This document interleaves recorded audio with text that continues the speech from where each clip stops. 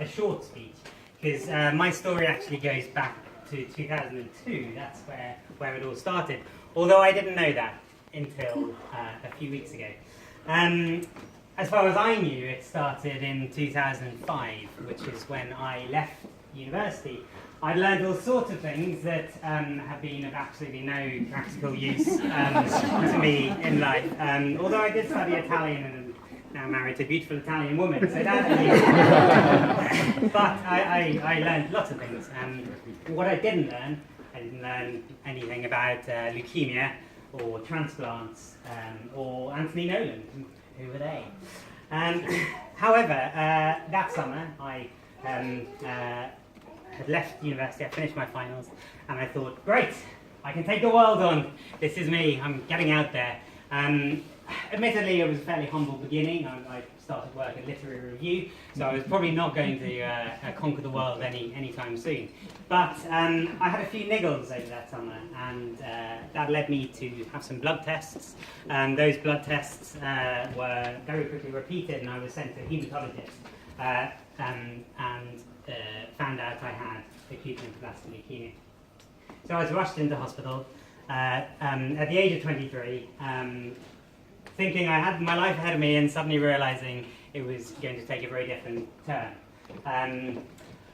At that time, pretty early on, Anthony Nolan started searching for a match for me, but also my siblings were tested, and I have 3 siblings, so I thought, oh, this is a pretty good chance.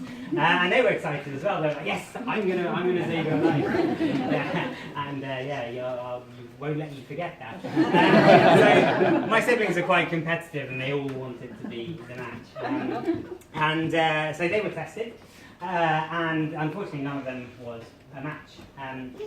It did, though, prove, the blood test proved that we are all actually siblings. Apparently it doesn't always happen. But that was really nice, particularly because it meant I could ring up my siblings and say, great news, we're definitely siblings. But I'm afraid you can't save my life. So they were a bit disappointed. Meanwhile, I knew that one of the possibilities for me was going to be a stem cell transplant, possibly an autologous transplant using my own stem cells, or one from an unrelated donor. It was on the cards, we didn't quite know at that point. So I was encouraging my friends to sign up.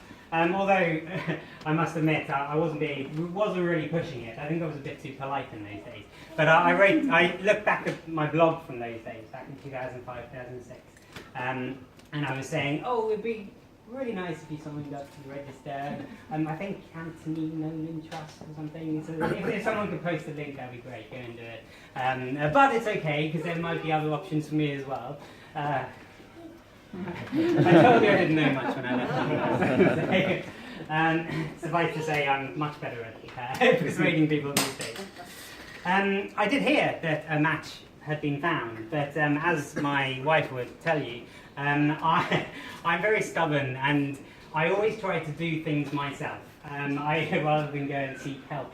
So although that was there, I actually went ahead with trying to have an autologous stem cell transplant. Who needs an unrelated match when I can do it myself and use my own cells? Unfortunately, I didn't manage to get enough cells, so I actually would have been a pretty rubbish donor, all in all. But it did give me the chance to experience both processes of donation, which has been very useful when I've been persuading other people to sign up.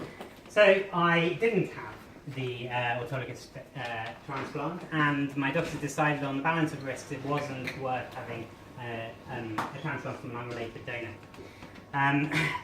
One of the things that got me through at the time, which will become more relevant later, is my bacon theory, where I always said that I might have leukemia, I might be stuck in hospital, but if I'm eating a bacon sandwich, I'm happy.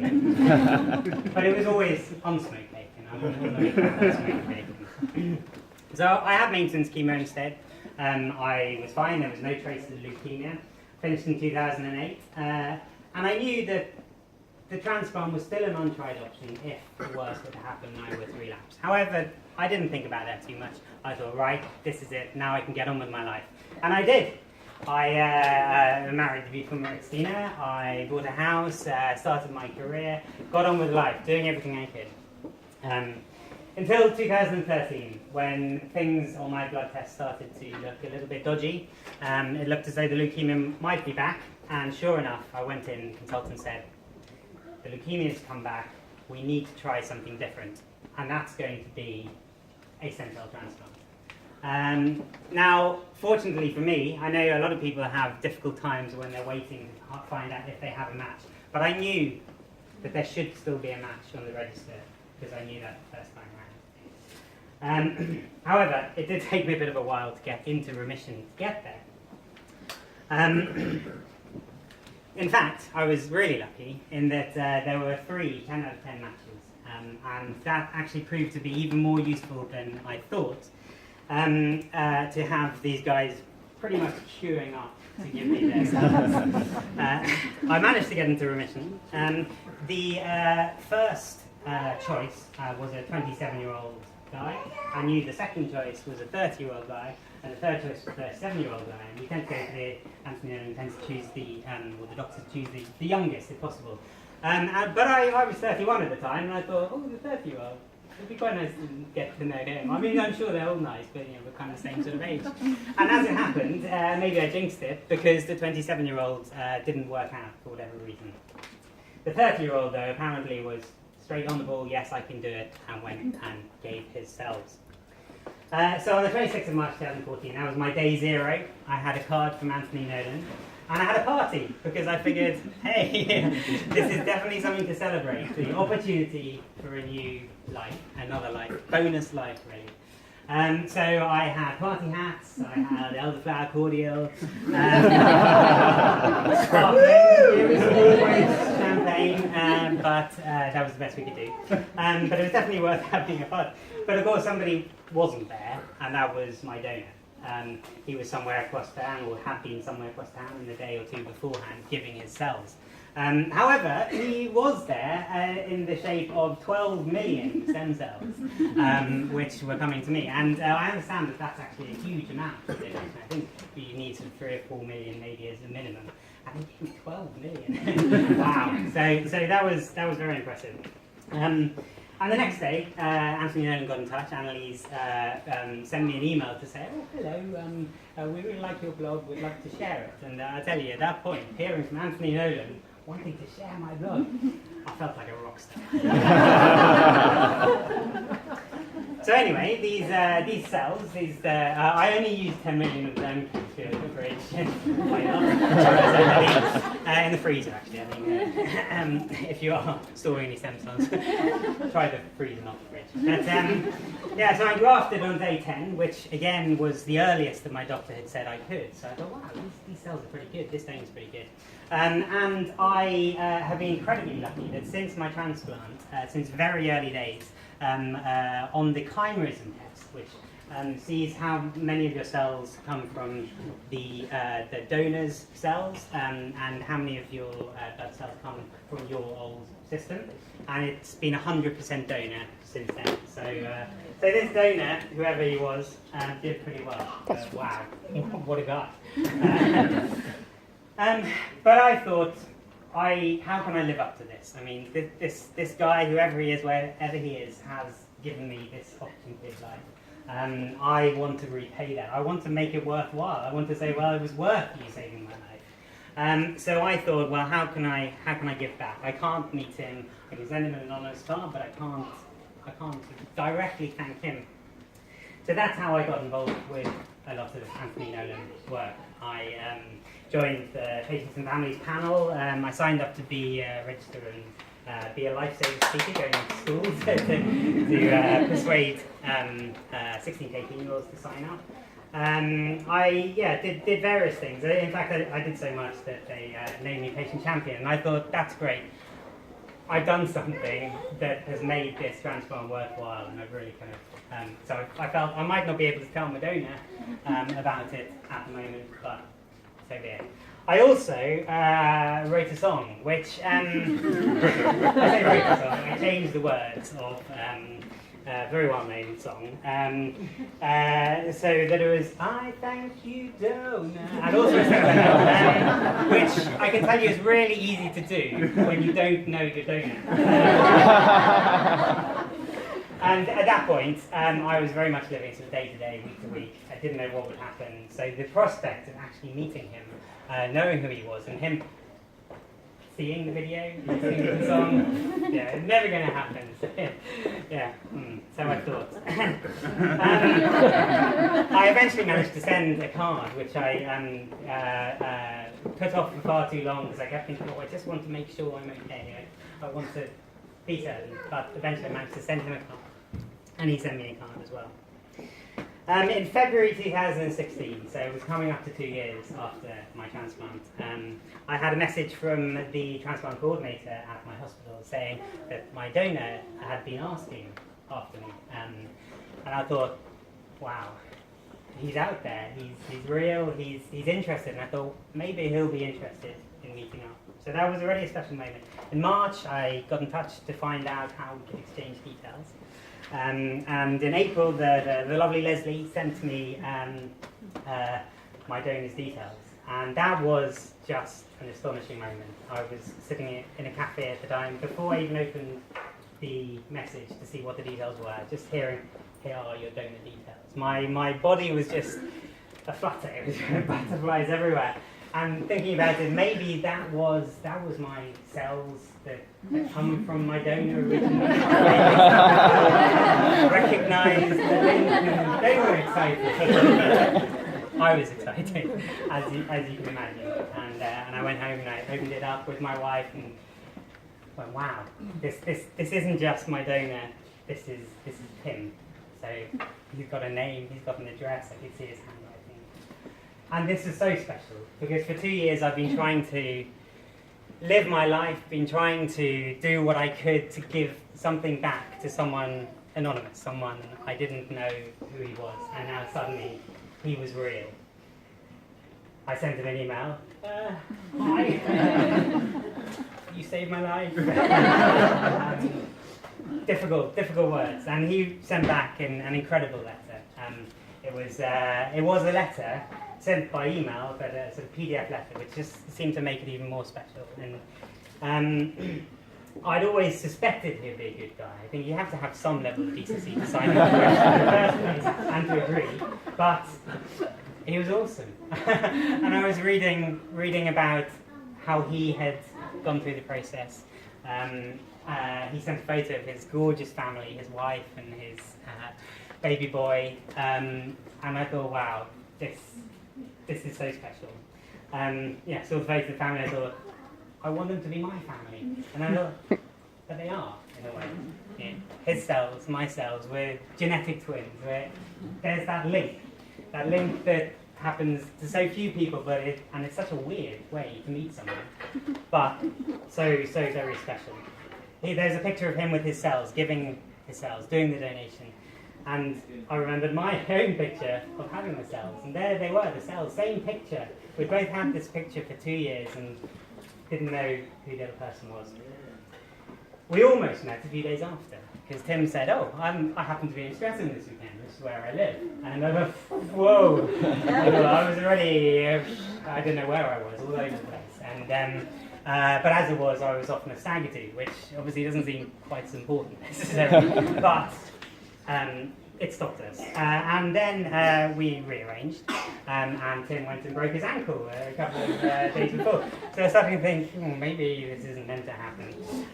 Particularly, he then went off to the Euros, where I was quite pleased to have heard that he was kind of Welsh, because it meant I could switch my allegiance when England went down.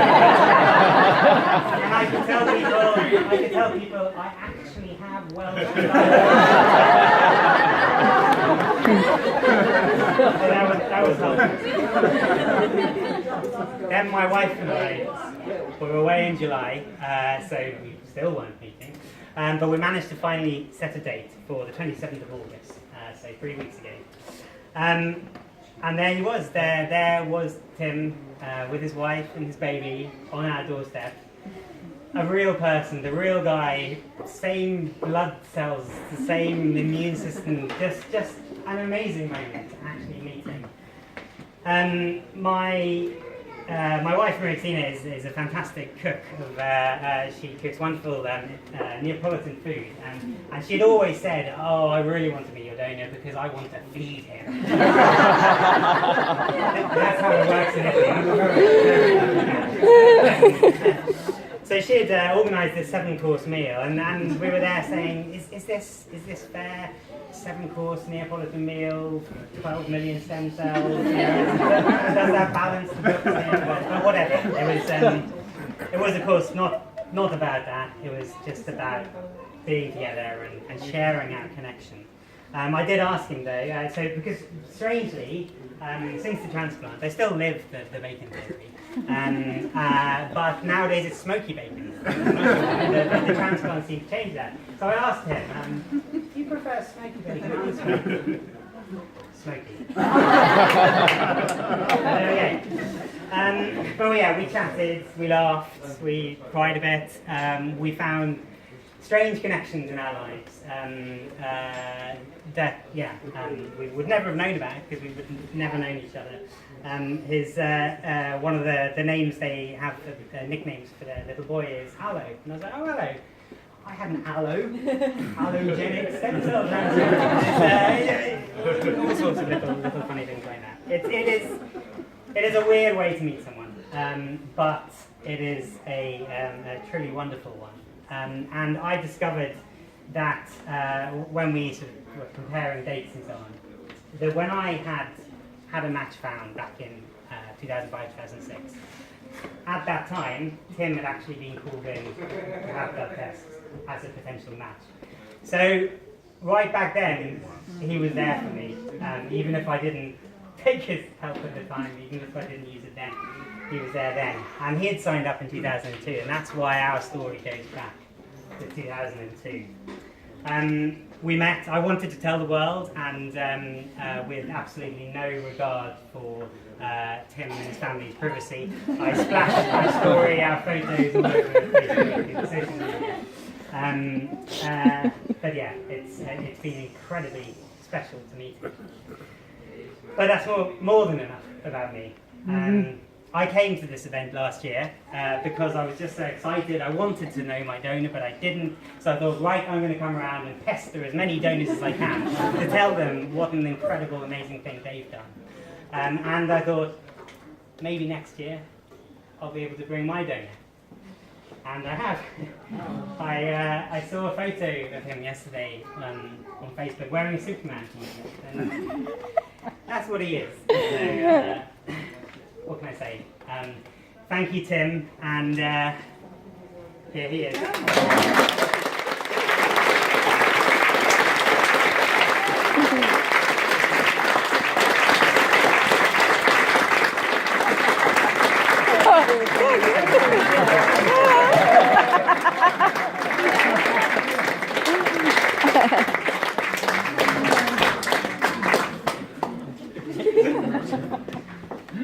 Okay, hello, I'm Tim. George has given me a bit of a build-up here. I'm only going to take a couple of minutes, and let's probably have less humour. But what I want to say, I've got down here. I'm not looking at Facebook.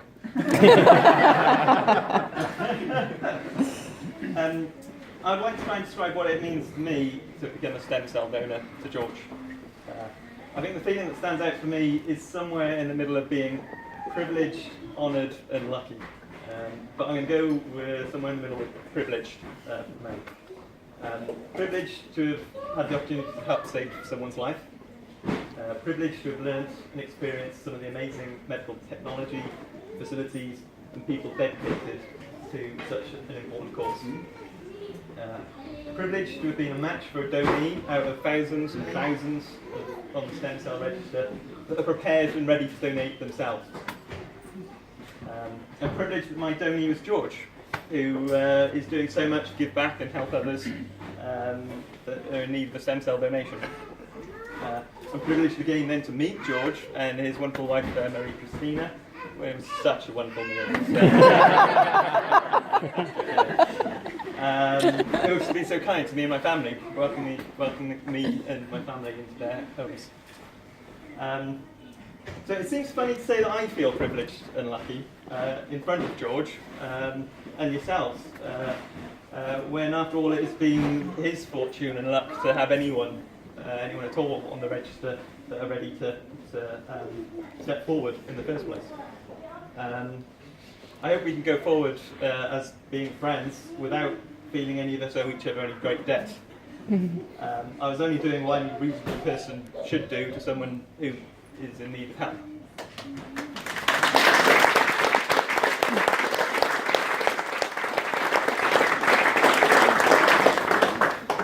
And I never found it a hardship at any point.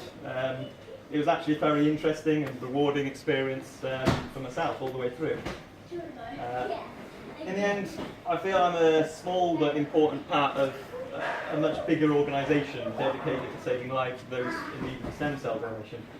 I feel a little embarrassed to be the face that takes the credit for what so many others make possible and so many are prepared to do as well. So thank you, Anthony, Nolan, George, and everyone else that has made this work possible. So thank you.